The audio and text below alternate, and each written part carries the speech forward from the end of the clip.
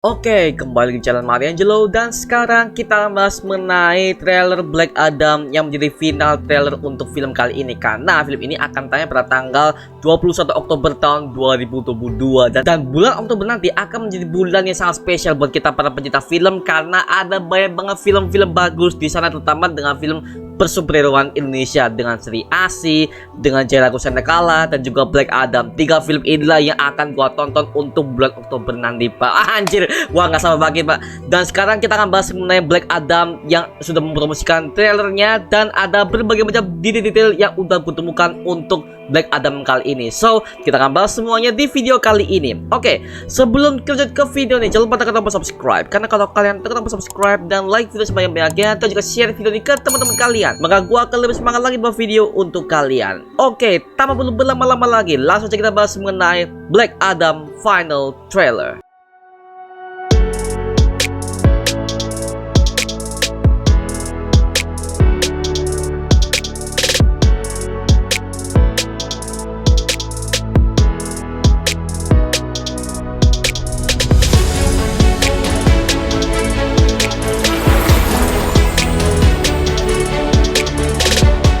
Oke, adegan pertama memperlihatkan kebangkitan Black Adam yang mengatakan bahwa putranya telah mati demi menyelamatkannya. Dan ada adegan yang lebih panjang di mana Black Adam telah mendeskripsikan bahwa kekuatannya telah tumbuh dari kemarahan. Tentu ini mengarah kepada yang ada di komik Black Adam volume 1 yang menceritakan ketika Ted Adam telah mencuri kekuatan keponakannya yang seharusnya dia akan menjadi champion bagi Wizard Shazam. Nah, bedanya di DCU, orang yang mendapatkan kekuatan champion ini bukan si keponakan si Ted Adam, melainkan putranya sendiri. Nah, adegan keduanya memperlihatkan Black Adam yang bangkit dari makamnya selama 5.000 tahun dan dia ditembak oleh berbagai macam tentara yang menembakinya di sana. Lalu Black Adam mengatakan, "Your magic is so weak," dengan bahasa Mesir, lalu melontarkan mereka dengan segitu gampangnya. Nah, kalau kalian perhatikan dan jeli, adegan ini diambil dari film Man of Steel yang dirilis pada tahun 2013, yaitu ketika Black Adam menyerang para tentara ini dengan angle yang sama. Ini mereka terinspirasi dari Man of Steel, yaitu ketika adegan saat Zod dan anak buahnya menyerang di Smallville. Nah, salah satu anak buahnya yaitu Faora Ul telah menyerang semua tentara ini dengan gerakan dan angle kamera yang sama. Wah, kacau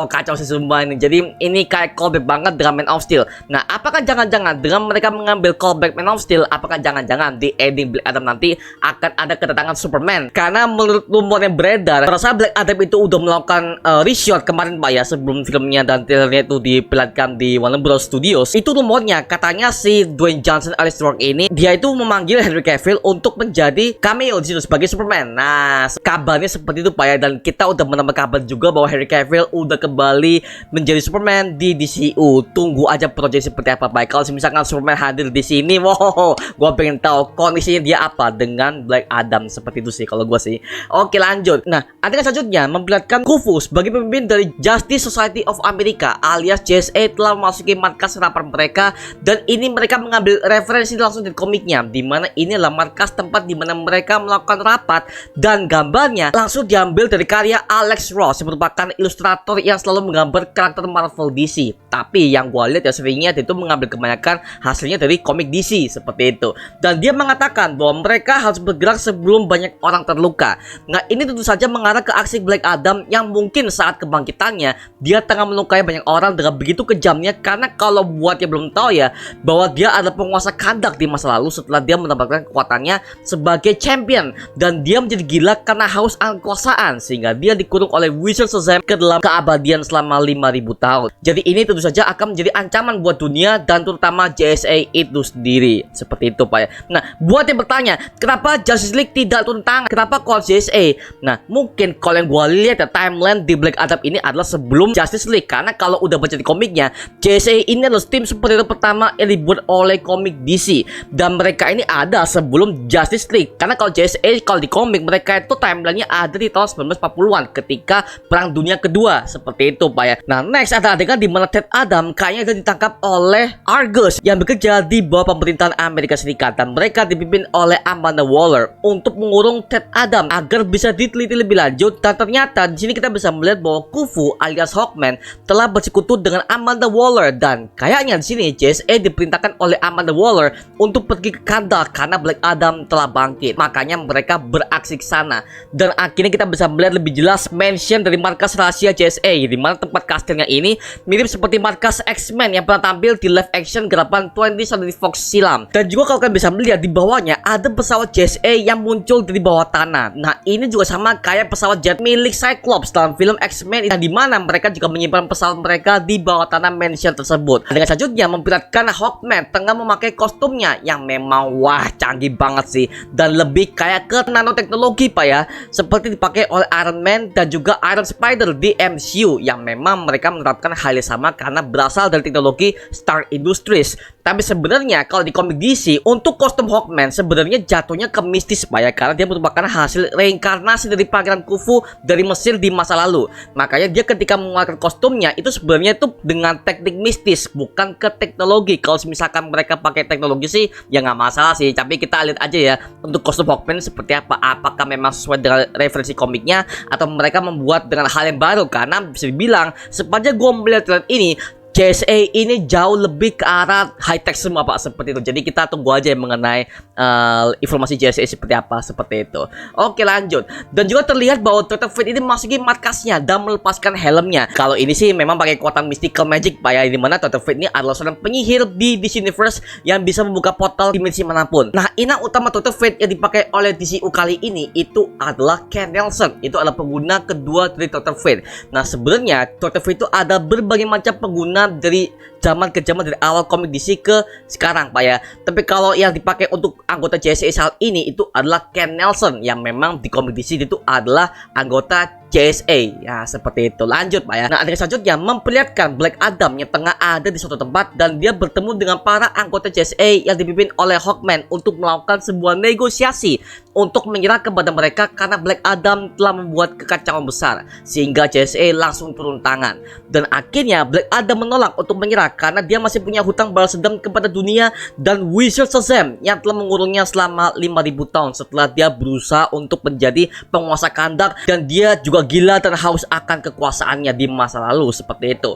Nah, akhirnya adegan bersambung ke JSA yang tengah menyerang Black Adam habis-habisan. Dimulai dari Cyclone yang menyerangnya dengan menggunakan kekuatan angin puyuhnya, bukan burung puyuh pak ya.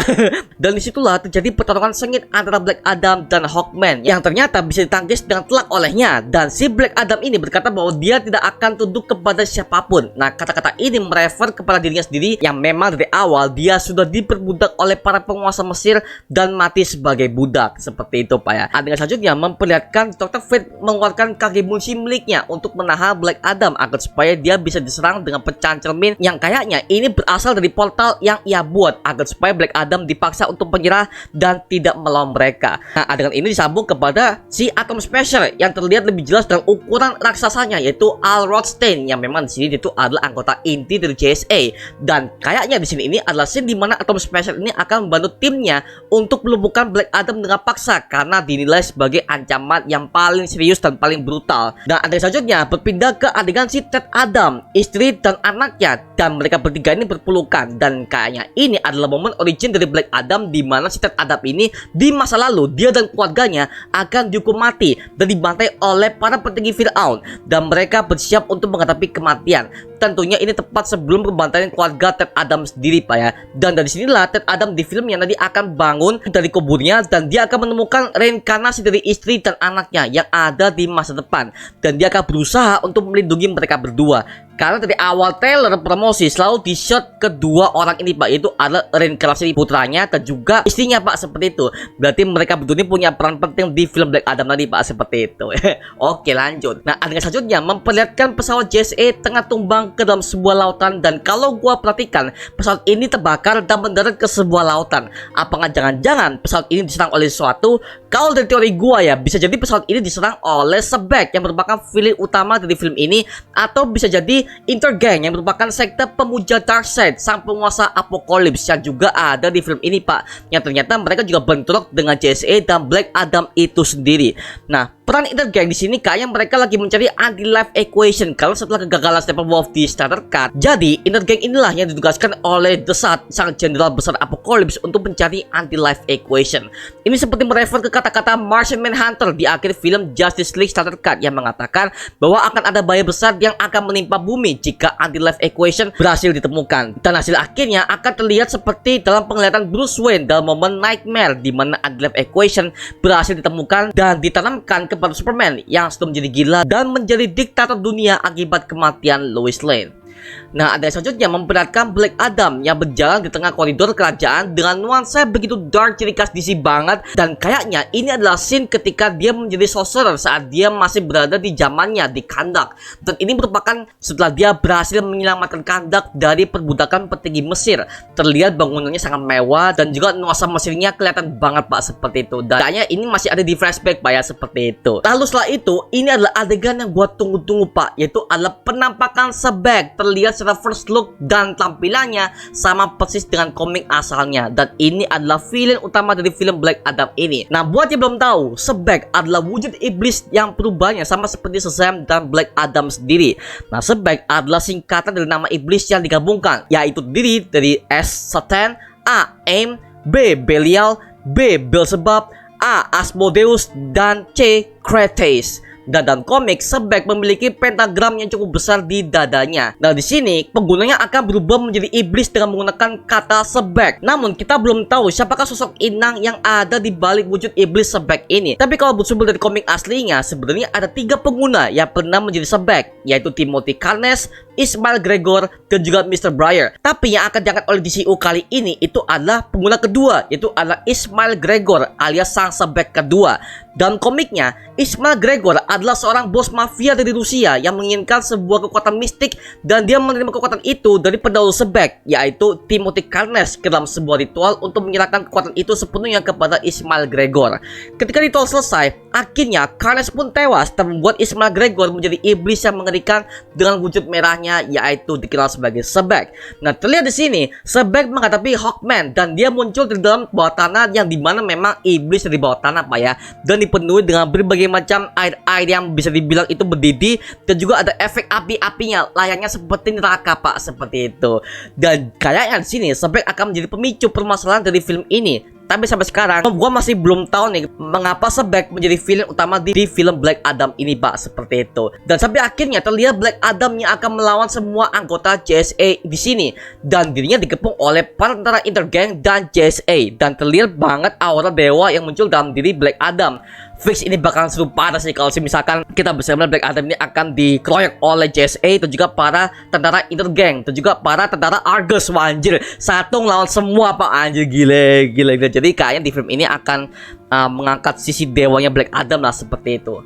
Nah, sampai adegan terakhirnya kita bisa melihat Black Adam yang mendarat ke tanah dirinya dengan ledakan besar di belakangnya, yang memang ini superhero reference banget sih. Dan ini kayak merefer ke tokusatsu banget, dimana Kamen Rider dan Super Sentai kalau mereka selesai menghadapi villain dan juga villain itu meledak, itu akhirnya akan ada efek ledakan di belakangnya Pak. Nah, ini mirip dengan feeling tokusatsu banget sih, seperti itu. Oke, jujur ketika gue melihat trailer final Adam ini, kita bisa melihat villainnya adalah Sebek Pak ya, dan gue pengen tahu nih Ismail Gregor yang ada di Black Adam seperti apa. Gue mau tahu apakah konfliknya akan seperti di komik atau mereka tuh akan mengangkat tema baru seperti itu. Jadi kita masih belum tahu yang mengenai Sebeknya seperti apa. Tapi di sini gue bisa acung jempol kayaknya DC Studios akan bisa mulai serius dengan memulai film Black Adam ini Pak, seperti itu. Karena jujur aja ya, gue udah cukup kecewa dengan film Shazam Fury of the Gods dan juga Aquaman The Lost Kingdom. Mereka mundur karena ya lagi-lagi ada reshoot, dan juga DC Studios lagi merencanakan berbagai macam cameo agar supaya ini bisa terkoneksi dengan berbagai macam film-film DCU Pak, seperti itu. Jadi ya kita tunggu aja ya, dan semoga aja apa yang udah dijanjikan oleh si Dwayne Johnson alias Rock ini, dia tuh udah pernah mengatakan bahwa DCEU akan berubah total setelah DC Studios akan memperbaiki semuanya. Jadi kita tunggu aja mengenai perubahan DCU dari film Black Adam ini Pak, seperti itu. Jadi kita tunggu aja ya. Bagus banget sih Pak, ini baru sinematik sih Pak, seperti itu. Jadi kita tunggu aja mengenai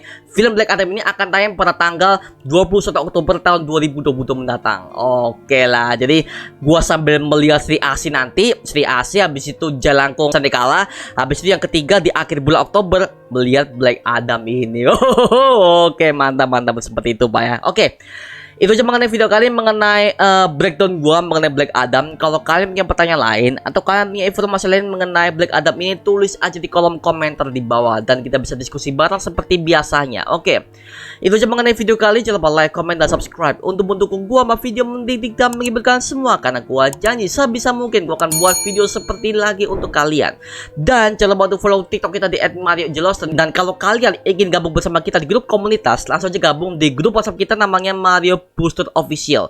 Linknya udah gue sediakan di kolom deskripsi di bawah. Oke, sampai jumpa di video berikutnya. Adios. Wuhuu.